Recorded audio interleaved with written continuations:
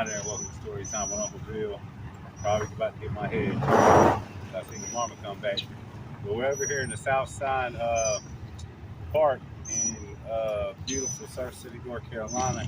And I run across a baby bird, and I'm pretty sure it's a baby mockingbird. And I can't find the nest. But I found another baby bird up in the tree over here. And I got a bird over here in the bush.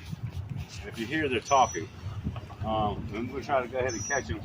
The old myth was if you touched a bird that the mother wouldn't never go back to it and stuff. That's not, they proved that's not the case. Birds identify through sight, not through smell. They know who their baby is.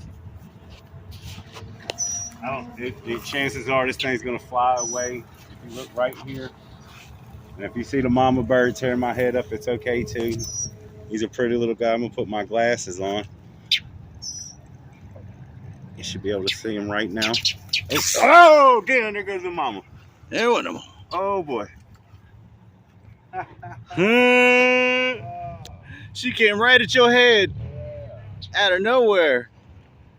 Woo! Fun's over. Hope everybody's having a good day and staying safe. If you can, hit that like button, share the video, subscribe if you haven't. Peace. I hear you, mama.